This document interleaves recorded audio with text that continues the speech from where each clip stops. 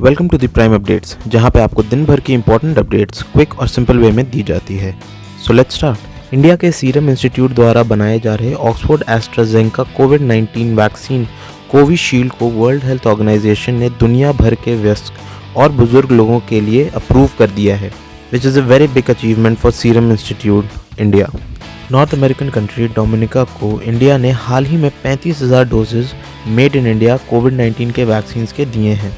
इसके बाद Dominican prime minister ने Indian prime minister Narendra Modi के एहसान के लिए उनकी सराहना की। क्रांतिकारी किसान यूनियन प्रेसिडेंट दर्शन पाल ने एक स्टेटमेंट जारी किया है, जिसमें उन्होंने फार्मर्स प्रोटेस्ट के फरवरी महीने के प्रोग्राम्स बताए हैं। इस स्टेटमेंट के अकॉर्डिंग 12 फरवरी को राजस्थान के सारे रोड प्लाजा को टोल फ्री कर दिया जाएगा। 14 फरवरी को पुलवामा अटैक के कारण शहीदों के लिए देश भर में कैंडल लाइट और टॉर्च मार्च निकाला जाएगा। और सबसे बड़ी खबर कि 18 फरवरी को नेशन वाइड 4 घंटे के लिए रेल ब्लॉक किया जाएगा, जो कि 12 बजे से 4 बजे तक चलेगा। वी जस्ट होप दैट इस बार सारे एक्टिविटीज कॉन्स्टिट्यूशनल राइट्स के लिमिट में रह के कंडक्ट किया जाए। Defence minister mister Rajnath Singh ने लोकसभा को संबोधित करते हुए ये घोषणा किया है कि पैंगोंगसो लेक के पास लाइन ऑफ एक्चुअल कंट्रोल पे 9 महीने से चल रहे इंडिया चाइना के बीच स्टैंड ऑफ को फाइनली दोनों मिलिट्रीज ने खत्म करने का फैसला लिया है। ये फैसला लगभग 9 कमांडर लेवल टॉक्स करने के बाद आया है। भूटान में एक 204 मीटर लंबे ब्रिज के टूटने से